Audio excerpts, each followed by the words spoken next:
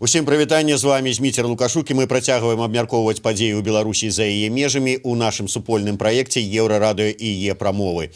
Пачынаючы са жніўня бягучага года назапасілася шмат гісторый, якія ў іншай сітуацыі мы назвалі б дзікунствам, але зараз яны з'яўляюцца нашай штодзённай рэчаіснасцю. Ну, правда, менш дзікунскімі яны ад гэтага не становяцца, калі затрымліваюць засвяткаванне Дня народзінаў у двары свайго дома, а для суда абцяжарваючым доказам лічыцца торцік з пагоняй, альбо калі штрафуюць за бел-чырвона-белы сцяг на балконе пенсіянерку габрэйку, якая прайшла нацысцкія канцлагеры, альбо затрымліваюць групу школьнікаў, ліцэістаў, якія ідуць пасля рэпетыцыі, яны па выніку атрымліваюцца у РУС.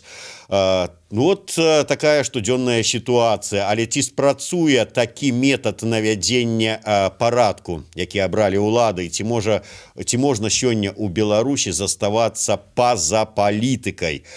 На ўсё гэта ды шмат іншае мы зараз паспрабуем знайсці адказу разам з маім суразмоўцам, са мной на сувязі з Варшавы, кіраўнік Варшаўскага цэнтра палітычнага аналізу і прагнозу, доктар палітычных навук, палітычны аналітык Павел Усаў. Добрый дзень, спадар Павел. Добрый дзень. Спадар Павел, вось гэтыя сітуацыі, якія я зараз пералічыў на пачатку нашай размовы, як вамі ўспрымаюцца, дакладней, як вы б назвалі, ці што яны характарызуюць? Яны характарызуюць толькі той факт, што ў Беларусі на працягу 26 год існаваў такі дзікі, абсалютна неправавы рэжым, які фактычна набыў ці дасягнуў сваей вяршыні, вярхушкі свайго функцыянавання, менавіта калі ўся тая сістэма, якая працавала на тое, каб Лукашенко мог захаваць уладу, сілавыя структуры, суды, пракуратура, следчы камітэт, каб яны паказалі ўсю сваю моц, менавіта неправавую, у дачыненні да грамадзянаў, якія супрацьстаяць гэтай сістэмы. Менавіта на такі момант, на чорны дзень, можна так сказаць, гэтая сістэма і структуравалася, фарміравалася на працягу ўсіх гэтых гадоў. І толькі зараз яна і той сэнс гэтай сістэмы, тая спецыфіка функцыянавання стала бачнай для значнай колькасці беларусаў. А па факце мы з гэтым сутыкаліся і ў 2010-2006 годзе, толькі, канешне, гэта не набывала такога масавага характару. Па сутнасці, трэба разумець, што ўсе аўтарытарныя сістэмы, рэжымы, яны функцыянуюць і ўрэшце рэшт дасягаюць вось такога абсурда, з якім мы сутыкнуліся зараз у Беларусі. Канешне, гэта шок, той факт, што гэта ў цэнтры Еўропы адбываецца ў нібы цывілізаванай краіне, дзе распаўсюджаны інтэрнэт, дзе ўсе жывуць на добрым матэрыяльным узроўні. Такія рэчы характэрны былі для афрыканскіх рэжымаў, таталітарных, аўтарытарных, людаедскіх, для краінаў Лацінскай Амерыкі, у пэўным сэнсе для Блізкага ўсходу, і таму вось тыя рэчы, якія фактычна для нармальнага чалавека нават і ў тых краінах, і ў Лацінскай Амерыцы, і ў Афрыцы не павінны ўспрымацца як норма, але, на жаль, яны былі і на сённяшні дзень застаюцца нормай, але тым не менш, канешне, гэта было шокам для ўсіх палітычным, культурным, калі вось такія практыкі дзікіх рэжымаў, фактычна дзікіх, людаедскіх, пераносяцца ў Беларусь. Такім чынам можна прыйсці да высновы, но некаторыя кажуць, што быў такі рэжым палітычны, з пэўнымі сваімі асаблівасцямі, і вось зараз пад пагрозай страты ўлады усе хуценька там трансфармаваліся, сілавыя структуры сталі вось такімі жорсткімі, суды сталі вось такімі палітызавана якія палітызаваныя рашэнні, прысуды, і ўсё астатняе. Гэта ўсё не раптоўна. Гэта ўсё не раптоўна, і вы, Зміцер, былі сведкамі таго, што адбывалася на працягу апошніх год. Толькі гэта датычыла збольшага ідэйнай апазіцыі, класычнай апазіцыі, і прымянялася ў дачыненні таксама да журналістаў у 2017 годзе, у тым же 2011 годзе. Усё гэта было, але не на такім маштабе, і ў рэгіёнах гэта таксама адбывалася. Толькі дзякуючы таму, што зараз, па-першае, колькасць людзей, якіх закранулі рэпрэсіі, мы ведаем больш за 30 000 на сённяшні дзень, і інтэрнэт, магчымасці перадаваць інфармацыю вельмі хутка і на масавае асяроддзе, канешне, становіцца шокам для чалавека, які ніколі не зазіраў за дзверы, умоўна кажучы, свайго свету, для якога палітыка была чымсьці далёкім, тым, чым не патрэбна было і займацца. Але ёсць такая прымаўка, што калі ты не займаешься палітыкай, рана ці позна палітыка пачне занимацца табой. І фактычна вось тое, што адбывалася, это калі палітыка ўжо не тое, што грукаецца у дзверы амаль кожнай сям'і, а ўрываецца там пад выглядам тых жа пераапранутых амапаўцаў, УПОПіка, там іншых сілавых структур. Менавіта гэта ўсё і ёсць палітыка, якая сфарміравалася у такога монстра, фактычна дзяржаўнага монстра, дзякуючы таму, што людзі на працягу гэтых гадоў пасля паўстання аўтарытарнай сістэмы Лукашенка не займаліся, не цікавіліся палітыкай, яна была чымсьці далёкім, непатрэбным. І тым не менш мы бачым, што ніколі палітыка, асабліва ў аўтарытарных ці таталітарных дзяржавах, яна не абмінае ніводнага грамадзяніна. Яна датычыць і пенсіянераў, якія перажылі Халакост, і тых же школьнікаў. А пра школьнікаў я ўжо пісаў, што фактычна школа у такіх рэжымах, як беларускі ці расійскі, яна з'яўляецца інструментам палітыкі, галоўным інструментам.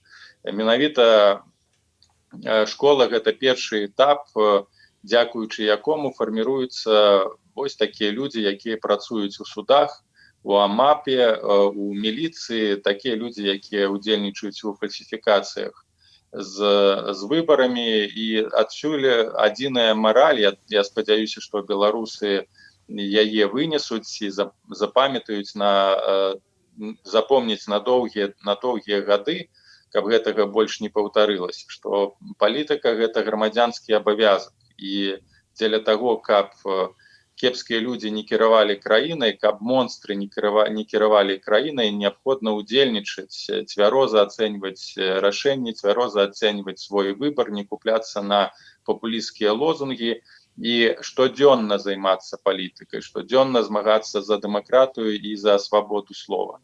Без гэтага фактычна нават пасля таго, як беларусам удасца скінуць Лукашенка, змяніць гэты рэжым, але без штодзённай працы палітычнай, без штодзённага змагання за дэмакратыю ў школах, у мясцовых суполках, у лакальных суполках, на жаль, мы будем мець магчымасць у любы момант вяртання на пачатку папулісцкага, а потым вось такога фактычна экстрэмісцкага аўтарытарнага рэжыму у іншым выглядзе.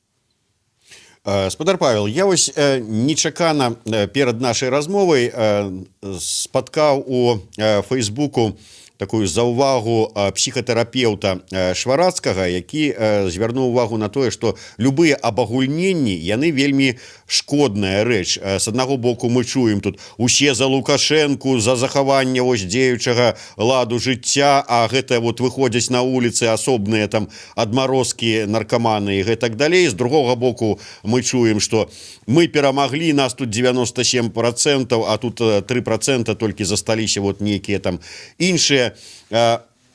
Вы пішаце у адным са сваіх допісаў у Фейсбуку: улада, якая ваюе з дзецьмі, пазбаўляе краіну будучыні. Ну да, вот мы маем гэтую гісторыю, пра якую мы зараз узгадалі, калі клас ліцэістаў, які вяртаўся з рэпетыцыі, затрымалі, завезлі ў РУС, ну там Праўда, хутенька адпусцілі, але факт ёсць факт. Ці пенсіянерка, якая перажыла Халакост, але якую пакаралі за тое, што яна, як кажуць, эту нацысцкую сімволіку бел-чырвона-белую на сваім балконе вывесіла. Але ці можем мы на падставе гэтых вот фактаў казаць, што улада ваюе з усімі дзецьмі Беларусі, ці карае ўсіх там пенсіянераў Беларусі? Ну, гэтыя словы належаць да вядомых пісьменнікаў фантастаў Стругацкіх.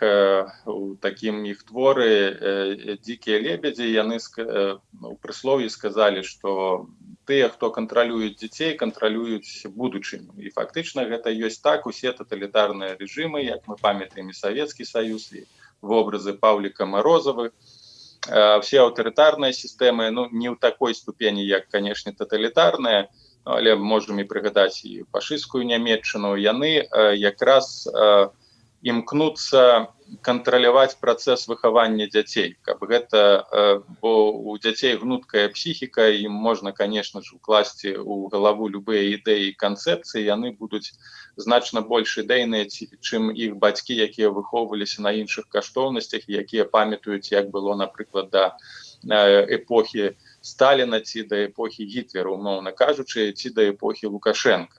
І, канешне, калі сфарміраваць патрэбныя вобразы, патрэбныя каштоўнасці, укласці іх у головы дзяцей, то гэта створыцца абсалютна іншае, ўжо, можна сказаць, грамадства. Гэта такая псіхалагічная, ідэалагічная еўгеніка, сфарміраваць патрэбных грамадзянаў, патрэбныя вобразы ў галавах людзей. І гэта ў Беларусі робіцца. Робіцца менавіта пачынаючы ад дзіцячых садкоў, ад школы, ад універсітэтаў і заканчваючы там ужо іншымі калектывамі. І як гэта робіцца?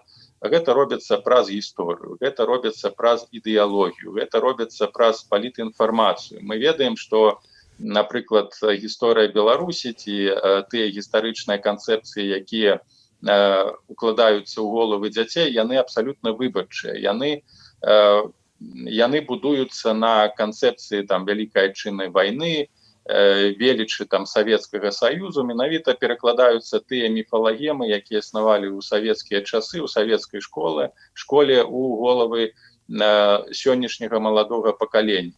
Потым гэта, канешне, фарміруецца праз розныя патрыятычныя заняткі, праз ваенна-патрыятычныя класы, праз іншыя сістэмы адукацыі, праз грамадская, умоўна кажучы, прадзяржаўныя арганізацыі, такія як піянеры, такія як БРСМ. Гэта ўсё з аднаго боку псіхалагічная ідэйная канцэпцыя, а з іншага боку падпарадкаванне пэўным рытуалам, нашэнню там гальштука чырвона-зялёнага ці значка БРСМаўскага, альбо проста ўступлення ў БРСМ, бо так патрабуюць, бо так робяць усё. Гэта ўжо пэўныя практыкі падпарадкавання загадам, адмаўлення ці непрыняццё нейкіх сваіх умоўных каштоўнасцяў. Яшчэ гэта, канешне, да гэтага дадаюцца ціск з боку бацькоў, каб трапіць ва універсітэт, уступіць у гэты БРСМ і гэтак далей. Такім чынам, калі не фарміруецца такая ідэалагічная адданасць, яе даволі цяжка сфарміраваць ва ўмовах менавіта не кантролю за інфармацыяй. Тым не менш фарміруецца канфармізм. І гэты канфармізм мы бачым у выраках суддзяў. Ну а што я магу зрабіць? Ну, у мяне дзеці, я дбаю там о сваёй будучыню, таму я гэтаму чалавеку за тое, што я на яго на падставе фальшывых доказаў проста сажу у вязніцу на 15 сутак ці на год, няма значэння. Тое ж самае робяць і сілавікі. То бок, з аднаго боку, мы можам мець у галавах нейкія канцэпты, нейкія ідэі, якія, шчыра хтосьці можа верыць у тое, што Лукашенко насамрэч лідар, і гэтага мы не можам не заўважаць, але з іншага боку людзьмі рухае, канешне ж, канфармізм, падпарадкаванне пэўным рытуалам, нават насуперак сваім уласным ідэям ці думкам. І менавіта на падставе канфармісцкага грамадства і фарміруюцца такія аўтарытарныя рэжымы, калі мой уласны свет, моя уласная бяспека, яна важнейшая. І, магчыма, таму у нас так хутка не адбылася перамога, бо з аднаго боку ўсё ж такі намі, пратэстоўцамі не рухалі нейкія канкрэтныя палітычныя ідэі ці каштоўнасці, а з іншага боку канфармізм не дазваляў прыйсці да нейкай агульнай салідарнасці, якая б выплеснулася ці перафарматавалася ва ўсеагульны страйк. І менавіта дастаткова было б спыненне на 1, 2, 3, максімум на тыдзень усёй эканамічнай сацыяльнай машыны ў Беларусі, і гэты рэжым абрынуўся. І менавіта не ідэі, не ябацькі, не дахоп, не дэфіцыт ідэяў палітычных, хаця гэта таксама вельмі важна, а менавіта канфармізм стаўся рухавіком альбо асноўнай прычынай, чаму рэжым пакуль што трымае ўладу, пакуль што знаходзіцца ў больш-менш стабільным стане. І перабароць перафарматаваць гэты канфармізм вельмі за нейкі кароткі час вельмі цяжка. Хаця мы бачым, што дзякуючы інфармацыйным пэўным працэсам і ўплывам сучасных тэхналогіяў, вось гэтыя ідэі, якія укладаліся ў школах, ва ўніверсітэтах, яны да канца не спрацавалі. Тым не менш, кампенсацыі за тое, што ідэалогія і прапаганда не спрацавала, застаецца, на жаль, канфармізм. І гэта звычайная, напэўна, агульная рыса для большай часткі грамадзянаў, сярэднестатыстычнага грамадзяніна, які думае ў катэгорыях не каштоўнасцяў, незалежнасці, свабоды, а ў катэгорыях маёй працы, заўтрашняга дня і чым я буду карміць дзяцей.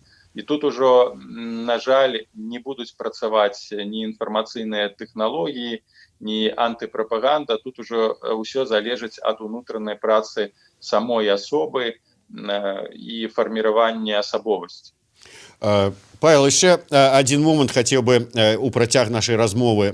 Зараз шмат кажуць пра, уже не зараз, ужо колькі часу, пра неабходнасць дыялогу паміж грамадствам і ўладай, гэтак далей. Праўда, дыялог гэты, якім тут адэптам якога выступае сумна вядомы Юрый Воскресенскі, неяк не наладжваецца.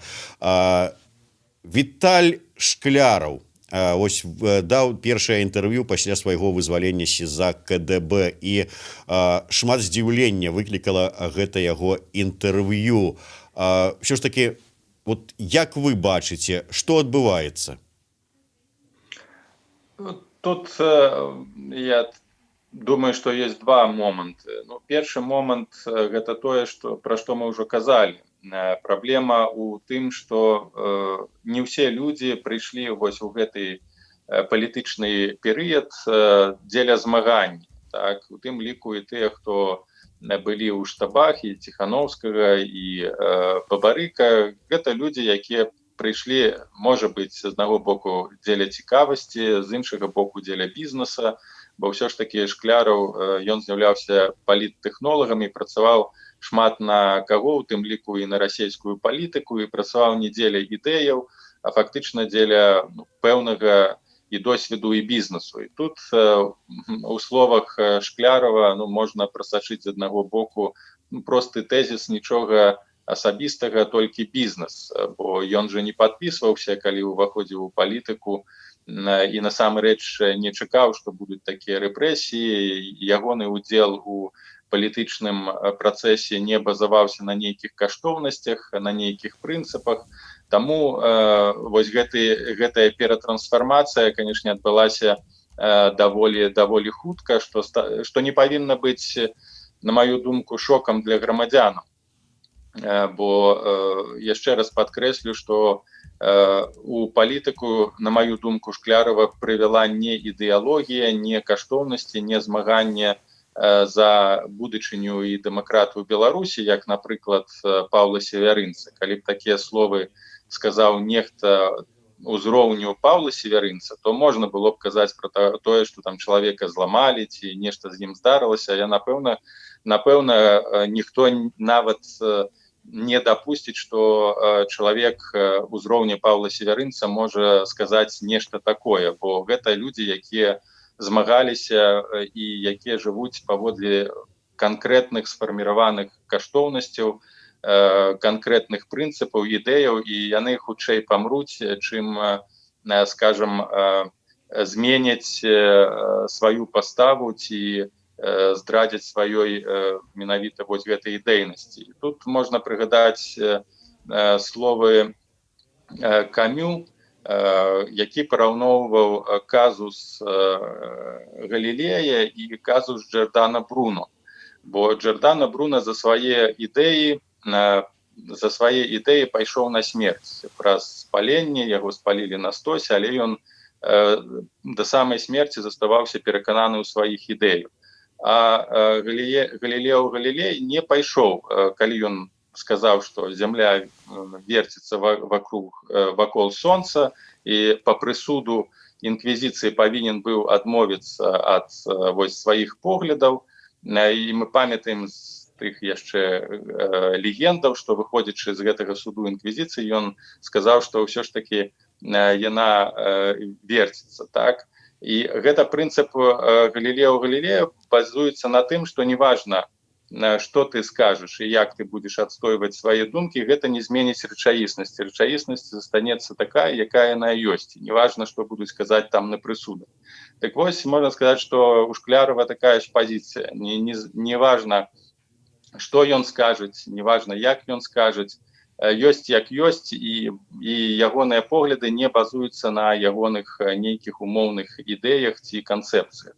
То бок чалавек сам пабудаваў сваю рэчаіснасць, для яго і Лукашенко, і Бабарыка гэта вобразы, і што будзе там далей, яго не вельмі моцна клапоціць. І адзінае, спадзяюся на тое, што людзей такіх, як Павел Северынец, прынцыповых значна больш.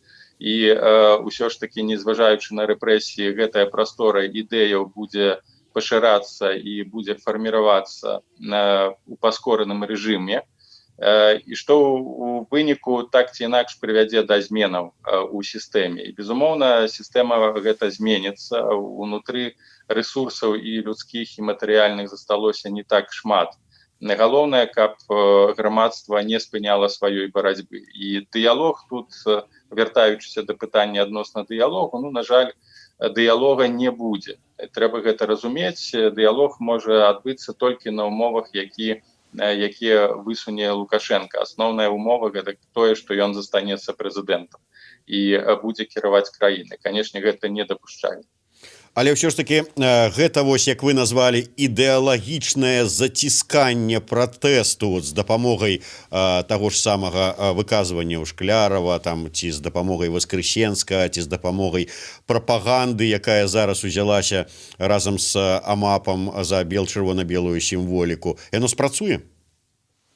На пэўны момант яна спрацуе, бо рэпрэсіі яны, канешне ж, значна больш працуюць, чым ідэалагічны ціск, і мы бачым, што асноўным інструментам з'яўляецца рэпрэсіі. Ідэалогія гэта другасная. Яна на сённяшні дзень можа ўздзейнічаць выключна на тых, хто абсалютна бездакорна падтрымлівае палітыку партыі ці палітыку Лукашенка.